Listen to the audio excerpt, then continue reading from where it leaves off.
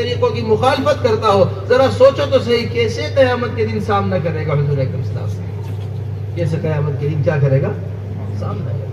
اس واسطے سب سے پہلی محنت جو ہے وہ جتنی بھی نظر آنے والی یہ شکلیں ہیں ان کا یقین دل کے سے نکل کر ایک اللہ کا یقین دل کے اندر بیٹھ جائے، ایک اللہ کی بڑائی دل کے اندر بیٹھ جائے، ایسا ہر وقت ہمارے سامنے موت رہے، ایسی ہر وقت ہمارے سامنے آخرت رہے، جیسا حضرات صحابہ رضی اللہ عنہم۔ کیوں؟ کیونکہ صبح شام وہ اس کو مستقل بولا کرتے۔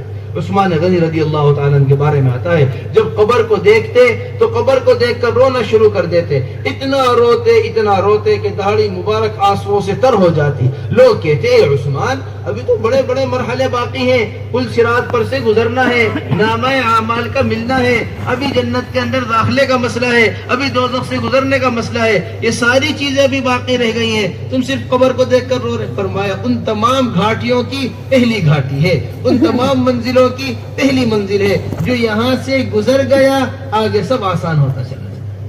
میرے محترم سمجھو ہماری ساری باتیں، یہ ہمارا ضعف ایمان ہے اور یہ ہمارے ایمان کی کمزوری ہے کہ ہم ان ساری چیزوں سے بے فکر بیٹھے ہوئے، یہ پتہ ہی نہیں کبھی اس قبر کے اندر بھی جانا ہے، کبھی اللہ کے سامنے بھی کھڑا ہونا ہے، کبھی منکر نکیر کے سوالوں کا جواب بھی دینا ہے، کبھی ان ساری چیزوں کا جواب دینا، یہ ہمارے ایک ایمان کی کمزوری ہے جس پہ ہم مطمئن بیٹھے ہوئے۔ ہم 5 وقت کی نماز پڑھ لیتے ہیں، ہم رمضان کے روزے رکھ لیتے ہیں، ہم نے حج کیا ہوا ہے، ہم زکوٰۃ ادا کر لیتے ہیں، ہم سے لاکھوں کروڑوں خربوں گنا اچھے یہ سارے اعمال حضرات صحابہ رضی اللہ اجمعین کیا کرتے تھے۔ اس کے باوجود تابعی کہہ رہے ہیں 30 سے زیادہ میں صحابہ سے ملا ہوں، میں نے ہر صحابی کو اپنے ایمان کے بارے میں فکر مند ہی پایا، میں نے ہر صحابی کو اپنے ایمان کے بارے میں کیا پایا، فکر مند۔ عمر ابن خطاب رضی اللہ تعالیٰ ایسا ایمان ہے کہ جس گلی سے گزر جائیں شیطان گزرنے کی ہمت نہ کرے، ایسا ایمان عمر ابن خطاب رضی اللہ تعالیٰ کا۔ ہم آپ کو خبر کے بعد کیا سنا رہے تھے؟ ایک مرتبہ جبرائیل علیہ السلام آئے، آ کر کہنے لگے آپ جانتے ہیں یا رسول اللہ یہ کون ہے؟ ھذا عمر، یہ عمر ہیں۔ جب یہ قبر کے اندر جائیں گے فرشتے آ کر ان سے پوچھیں گے من ربک کا، یہ جواب میں کہیں گے مجھے اچھی طرح معلوم ہے میرا رب کون ہے، تم بتاؤ تمہارا رب کون ہے۔ فرشتے پوچھیں گے ما دینک کا، تمہارا دین کیا ہے؟ یہ کہیں گے مجھے اچھی طرح معلوم ہے میرا دین کیا ہے، تم بتاؤ تمہارا دین کیا ہے۔ فرشتے پوچھیں گے تمہاری جانب کس کو رسول بنا کر بھیجا گیا؟ یہ کہیں گے 4 قدم چل کر آیا ہوں دنیا سے، تم آسمان سے اتر کر آئے ہو، تم بتاؤ تمہارے جانب کس کو رسول۔ دیکھ تو کیسے ایمان ہوگا، اللہ کے رسول کے پاس بیٹھے ہوئے۔ اللہ کے رسول صلی اللہ علیہ وسلم نے پوچھا اے عمر تمہارا کیا ہوگا جب فرشتہ اگر تمہارے سوال جواب کریں گے؟ کہنے لگے یا رسول اللہ کیا میں ایسے ہی ہوں گا جیسے آپ کے سامنے بیٹھا ہوں؟ ہاں ایسے ہی ہوگے رسول اللہ، پھر تو میں ان سے نمٹ لوں، ان سے کیا کر لوں گا؟ اس میں یقین ہے اللہ اکبر۔ اس سطح کا آدمی عشرہ مبشرہ میں سے لو کان بعدی نبی لکان عمر، اگر میرے بعد نبی ہوتے تو عمر ہوتے۔ حضور اکرم صلی اللہ علیہ وسلم جنت میں ان کا گھر دیکھ کر آئے۔ اے عمر میں معراج میں تھا، میں نے ایک سفید رنگ کا گھر دیکھا، میرا جی چاہا شاید میرا گھر ہے، میں اس میں اندر داخل ہوں۔ میں جب قریب پہنچا تو دروازے پر عمر ابن خطاب کے نام کی تختی لگی ہوئی تھی، تمہاری غیرت نے مجھے اندر داخل نہیں ہونے دیا، تمہاری غیرت نے۔ ان کی یہ حالت ہے۔ جب ان کے اوپر حملہ کیا گیا، ان کی وفات کا وقت قریب آیا تو اپنے بیٹے عبداللہ ابن عمر کے سر پہ گود میں سر رکھ کے لیٹے ہوئے تھے، کہنے لگے اے عبداللہ اب میرا سر زمین کے اوپر رکھ دو، اب میرا سر کس کے اوپر رکھ دو؟ اب میرا سر مٹی کے اوپر رکھ دو۔ اور اے عبداللہ دیکھو میری قبر بہت چوڑی مت کھدوانا، میری قبر درمیانی کھدوانا، پتہ نہیں اب عمر کے ساتھ کیا معاملہ ہونے والا ہے۔ اگر اچھائی کا معاملہ ہوگا حد نگاہ قبر چوڑی ہو جائے گی، اگر برائی کا معاملہ، اگر اور کوئی معاملہ ہوگا تو پھر عمر کی پسلیوں میں گھس جائیں گی، قبر اس کے واسطے ایسی تنگ کر دی جائے گی۔ عمدہ قسم کا میرے واسطے کفن مت خریدنا، درمیانی قسم کا میرے واسطے کفن خریدنا۔ اب نہیں جانتے عمر کے ساتھ کیا معاملہ ہونے والا ہے۔ اگر عمر کے ساتھ اچھائی کا معاملہ ہوا تو جنت کا لباس پہنا دیا جائے گا، اگر عمر کے ساتھ اچھائی کا معاملہ نہ ہوا تو عمر کا اس کفن کو بھی کھینچ لیا جائے گا۔ اے عبداللہ یہ دیکھنا کہ حذیفہ میری نماز جنازہ میں شریک ہوتے ہیں یا نہیں ہوتے، کیونکہ حذیفہ منافقین کی نماز جنازہ میں شریک نہیں ہوتے۔ سمجھ رہے بات ہے؟ یہ اس سطح کا ایمان جس کا تھا اس کو ایسی فکر اپنے ایمان کے بارے میں۔ ہمارا حضرت فرماتے ہیں کہ یہ جو ہم اپنے ایمان سے مطمئن ہیں یہ ہمارے ایمان کے ضعف کی علامت ہے، اور جو حضرات صحابہ رضی اللہ اجمعین اپنے ایمان پر فکر مند ہر وقت رہا کرتے تھے یہ ایمان کے قوی ہونے کی علامت ہے۔ بھئی کسی کے گھر میں 1000 روپے ہے, کسی کی جیب میں 1 لاکھ روپے ہے, وہی تو 1 لاکھ روپے کی حفاظت کرے گا نا. جو خالی جیب چل رہا ہے اسے کس چیز کی حفاظت کی ضرورت ہے؟ اس وقت ہم خالی ہیں, بالکل خالی ہونا نے ہمیں بے فکر بنایا ہوا ہے. کوئی چیز ہوتی تو پھر اس کی فکر ہوتی. صحابی آئے, آ کر کہنے لگے رسول اللہ ایسے ایسے وسوسے آتے ہیں دل کے اندر کہ اگر زبان پر لے کر آ جائے تو قیامت قائم ہو جائے. کہنے لگے کیا واقعی ایسے وسوسے آتے ہیں؟ جی ہاں ایسے وسوسے آتے ہیں. فرمایا یہی ایمان کی علامت ہے. مشکات شریف کی روایت, اذا سرتک حسنتک وساءتک سیئتک فانت مؤمن. ایسا تھرمامیٹر ہمیں ملا ہوا ہے. تھرمامیٹر ہوتا ہے, بخار چیک کیا جاتا ہے دیکھ کر کہ بخار کتنا ہوا. جیسے بخار چیک کرنے کا آلہ ہوتا ہے, ایسے یہ ایمان کو چیک کرنے کا آلہ ہے ہمارے پاس. ایسا ایمان کو چیک کرنے کا کیا ہے؟ جب تجھے نیکی خوش کرے, جب تجھے گناہ غمگین کرے, جان لے کے تو ایمان والا ہے. نہ نیکی کی خوشی ہمیں محسوس ہو رہی, نہ گناہوں کا کچھ رنج ہمیں محسوس ہو رہا. ایسے ہو گئے جیسا مردہ ہو جاتا ہے. مردے کو کچھ نہیں رہا, کوئی اٹھا کر لے جائے, کوئی لٹا دے, کوئی بٹھا دے, یہ حال ہمارا بن چکا. بس میرے محترم دوستو, سب سے پہلی محنت ہماری ایمان کے بنانے کی محنت ہے. ایمان بنتا ہے ایمان کی دعوت دینے سے. جتنا ایمان کی دعوت دی جاتی ہے اتنا ایمان کے اندر اضافہ ہوتا ہے. حضرات صحابہ رضی اللہ مجمعین چل پھر کر روزانہ ایمان کی دعوت دیا کرتے تھے. حضرات صحابہ رضی اللہ مجمعین چل پھر کر روزانہ ایمان کی بڑائی بولا کرتے تھے. ایک ایک فرد کے پاس جا کر اللہ کی بڑائی کو حضرات صحابہ رضی اللہ مجمعین مستقل بولا کرتے تھے. اس ایمان کی بڑائی کو بولنے کی وجہ, اس ایمان کو بولنے کی وجہ سے, اس اللہ کی دردہ تمہارا گھر جل گیا, نہیں میرا گھر نہیں جل سکتا. تیسرا آدمی آئے, ابو دردہ تمہارا گھر جل گیا, نہیں میرا گھر نہیں جل سکتا. چوتھے آدمی نے آ کر کہا آگ تمہارے گھر تک پہنچی تھی لیکن تمہارا گھر بچ گیا, باقی گھر جلے ہیں. کہنے لگے مجھے معلوم تھا میرا گھر نہیں جلے گا. مجھے کیا تھا؟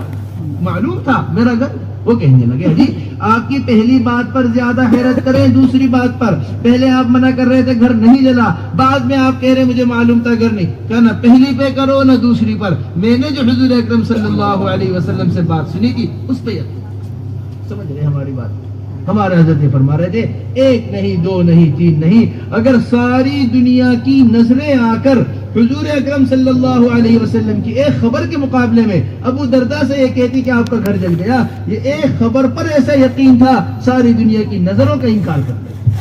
ساری دنیا کی کس کا انکار کرتے تھے؟ ان سنتوں کے اندر وہ برکت ہے کہ جو چیزیں حضور اکرم صلی اللہ علیہ وسلم کے بعد دنیا میں وجود میں آئی اور اس سے دین کو فائدہ پہنچا, ان چیزوں کے اندر ایسی نورانیت نہیں ہے جو نورانیت حضور اکرم صلی اللہ علیہ وسلم کی استنجے کی سنت کے اندر. آپ سوچو تو سکتے جب استنجے کی سنت ایسی بابرکت اور استنجے کی سنت ایسی نورانیت والی ہے, پھر حضور اکرم صلی اللہ علیہ وسلم کی نماز کی سنتیں کیسی نورانیت والی ہوں گی, عبادت کی سنتیں کیسی نورانیت والی ہوں گی, دعوت کی سنتیں کیسی نورانیت والی ہوں گی. جن چیزوں کے واسطے حضور اکرم صلی اللہ علیہ وسلم نے تکالیف اٹھائی یہ ساری چیزیں کتنی بابرکت ہو.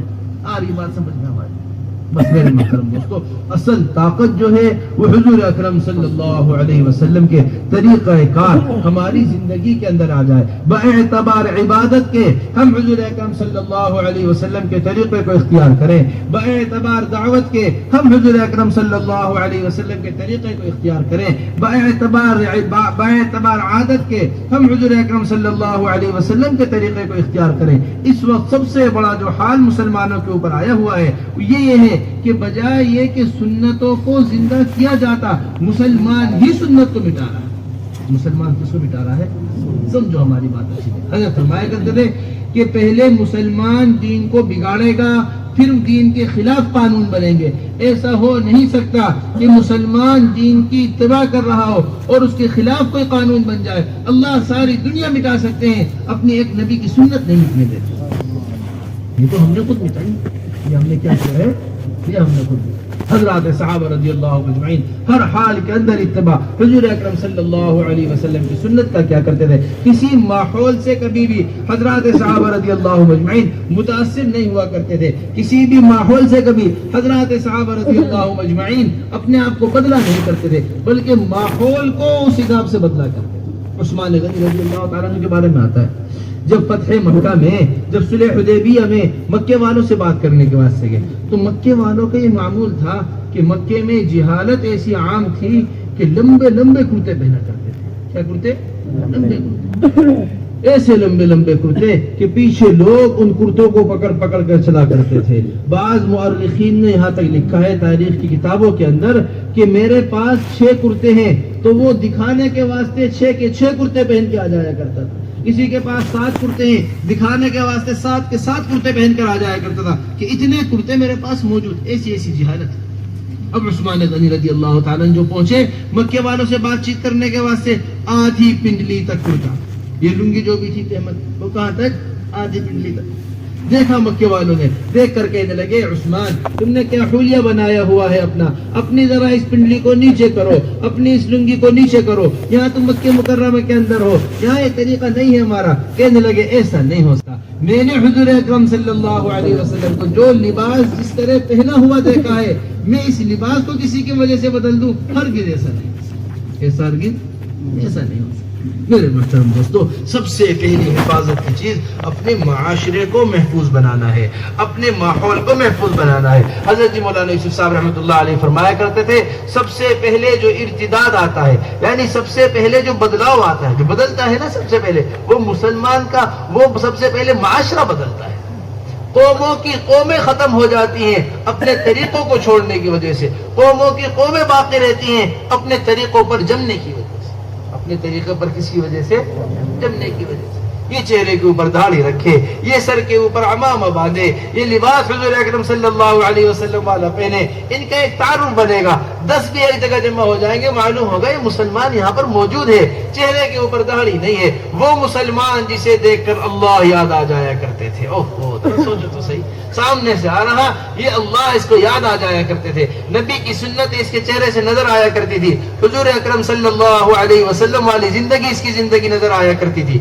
वो मुसलमान आज गिरते गिरते सतह ये हो गई है, आज गिरते गिरते सतह ये हो गई मुसलमान की, आज गिरते गिरते सतह ये हो चुकी है मुसलमान की। अल्लाह न करे कोई ट्रेन का हादसा हो जाए, अल्लाह न करे कोई जहाज का हादसा हो जाए, वो मुसलमान जिसे देखकर अल्लाह याद आ जाया करता था, इसको जलाना है या इसको दफनाना है, शर्मगाह खोल कर देखनी पड़ती। क्या देखो, सोचो, शर्मगाह खोल कर देखनी पड़ रही कि इसे जलाना है या इसे दफनाना है, पता नहीं चलता।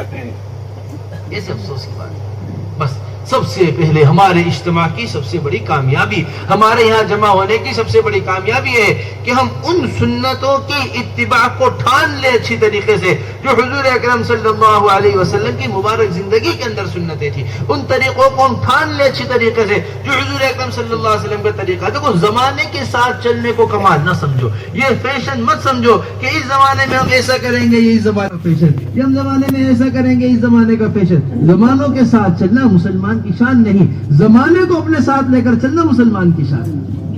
जमाने को अपने साथ लेकर चलना किसकी शान है? हजरत अक़दस मौलाना अबुल हसन अली नदवी रहमतुल्लाह अलैह ने बड़ी अजीबो गरीब बात लिखी है। ये लिखा है कि जितनी भी दुनिया के अंदर कौमें हैं, इन तमाम तर कौमों की तरक्की आगे बढ़ने के अंदर, इन सब की तरक्की किसके अंदर है? जो नए नए फैशन आते हैं, नए नए चीजें निकल कर आती हैं, नए नए लिबास निकल कर आते हैं, नए नए तजर्बे किए जाते हैं, नई नई बातें चलाई जाती हैं, नए नए नाचने गाने के तरीके इजाद किए जाते हैं। ये बढ़ता रहेंगे, बढ़ते रहेंगे, बढ़ते रहेंगे, एक दिन दज्जाल पर जाकर सब खत्म हो जाएगा। एक दिन दज्जाल पर जाकर क्या हो जाएगा? सुना है दज्जाल के बारे में? जब निकल कर आएगा तो कोई महफूज नहीं रहेगा उससे, मगर ये कि जिसे अल्लाह महफूज रखे। बस एक वाहिद कौम दुनिया के अंदर मुसलमान ऐसी कौम है जिसकी सारी तरक्की ही पीछे हटने के अंदर। सारी तरक्की किसमें? ये इबादत के एतबार से पीछे हटे, ये अखलाक के एतबार से पीछे हटे, ये मामलात के एतबार से पीछे हटे, ये अपने रहन सहन के एतबार से पीछे हटे, शादियों के एतबार से पीछे हटे, कारोबार के एतबार से। जिस दिन ये पीछे हटते हटते सहाबा रदियल्लाहु मजमईन पर पहुंच गई, जिस दिन ये पीछे हटते हटते हुजूर अकरम सल्लल्लाहु अलैहि वसल्लम तक पहुंच गई, उस दिन ये अपनी असल मंजिल को पहुंच गई। ये उस दिन किस पर पहुंच गई? असल मंजिल को पहुंच गई। اس واسطے روزانہ کی ہماری یہ مستقل طور پر محنت ہے کہ ایک ایک سنت کو حضور اکرم صلی اللہ علیہ وسلم کی اپنی زندگی کے اندر لے کر آنا. جس طرح حضرات صحابہ رضی اللہ مجمعین حضور اکرم صلی اللہ علیہ وسلم کی زندگیوں کو اپنی زندگی کے اندر لے کر آئے تھے. کھانا ان کا حضور اکرم صلی اللہ علیہ وسلم جیسا ہوا کرتا تھا, پہننا ان کا حضور اکرم صلی اللہ علیہ وسلم جیسا ہوا کرتا تھا, رہن سہن ان کا حضور اکرم صلی اللہ علیہ وسلم جیسا ہوا کرتا تھا. حضرت مقداد رضی اللہ تعالیٰ نے ایک صحابی ہیں, دسترخوان پر بیٹھے ہوئے کھانا کھا رہے, لقمہ ہاتھ سے گرا, اس کو اٹھانے لگے کھانے کے واسطے, برابر والے نے ہاتھ مارا, کہنے لگے کہ یہاں کھانا بہت موجود ہے, گرا ہوا لقمہ کیوں کھا رہے ہو, جبکہ ہمیں اندازہ نہیں. یہ فرمایا تمہیں پتہ نہیں کس کھانے کے ذرے کے اندر برکت ہے, کس کھانے کے ذرے کے اندر شیطان اس برکت والی ہاتھ کے اس برکت والی چیز پر ہاتھ مار کر گرا دیتا ہے تاکہ پیٹ میں اس کے کھانا نہ جائے. اب یہ کھا رہا, کھا کے بیمار پڑا ہوا ہے, کھا کے پریشانی کے اندر پڑا ہوا ہے, کیونکہ زیادہ کھانا کمال نہیں, برکت والی روزی کا پیٹ میں جانا کمال ہے. زیادہ کھانا زیادہ کمانا یہ کمال نہیں ہے, بلکہ برکت والی چیز کا پیٹ کے اندر جانا کمال ہے. مقداد رضی اللہ تعالیٰ نے زمین سے لقمہ اٹھا کر کھایا اور کہنے لگے اترک سنت حبیبی لہؤلاء الحمقاء, کیا میں ان سارے احمقوں کی وجہ سے حضور اکرم صلی اللہ علیہ وسلم کی سنت کو چھوڑ دوں؟ ایسا ہرگز نہیں ہو سکتا. ایسا کیا نہیں ہو سکتا؟ عبداللہ ابن عمر رضی اللہ عنہ. دوستوں ہماری بات کو سمجھنا, دیکھو میں ایک ایک چیز اس واسطے الگ الگ بیان کر رہا تاکہ ہمارا عمل ان چیزوں کے اوپر آ جائے. ہمارے کھانے ایسے ہوں جیسے حضور اکرم صلی اللہ علیہ وسلم کے کھانے ہوا کرتے تھے. ایک صحابی کہتے ہیں, ایک تابعی ہیں, یہ کہتے ہیں کہ ایک مرتبہ میں عمر رضی اللہ تعالیٰ کے پاس گیا, میں پہنچا تو کھانا کھا رہے تھے عمر رضی اللہ تعالیٰ, میرے کھانے میں ساتھ شریک ہو گیا.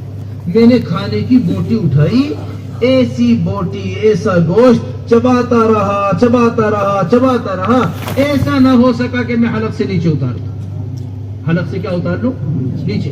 عمر رضی اللہ تعالیٰ کو دیکھتا رہا. جیسے عمر رضی اللہ تعالیٰ نے نگاہ ہٹائی, میں نے منہ میں سے بوٹی نکال کر پلیٹ کے نیچے چھپا دی. کس کے نیچے چھپا دی؟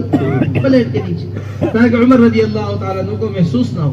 میں نے پلیٹ کے نیچے چھپا دی روٹی. پھر تھوڑی دیر کے اندر انہوں نے مجھے پینے کے واسطے نبیذ دیا. نبیذ جو ہوتا ہے وہ ایک کیا کہتے ہیں, کھجور کا پانی تیار ہوتا ہے نا, کھجور ڈال دیتے ہیں پانی کا, کیونکہ نبیذ ایسا سخت ہو گیا تھا, ایسا سخت گویا کہ سرکہ بن گیا ہو. میں نے ایک گھونٹ پیا نبیذ کا, وہ میرے حلق سے نہ ہوتا. کس کا دسترخوان ہے؟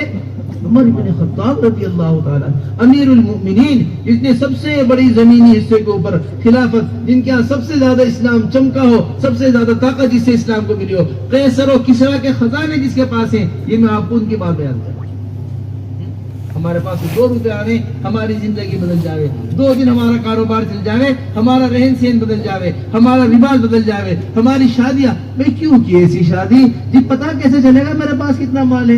بھائی کیوں بنایا ایسا گھر؟ اجی پتا کیسے چلے گا میرے پاس کتنا مال ہے؟ بھائی کیوں بنائے اتنے کھانے؟ اجی پتا کیسے چلے گا؟ برادری میں ناک کٹ جائے گی, سارا مال خراب ہو جائے گا, ساری بات خراب ہو جائے گی, بنی بنائی بات بگڑ جائے گی. ارے سمجھ رہے میری بات؟ بنی بنائی بات کیا ہوگی؟ بگڑ جائے گی, ساری برادری ناراض ہو جائے گی. میرے پیاروں سمجھنا, بہت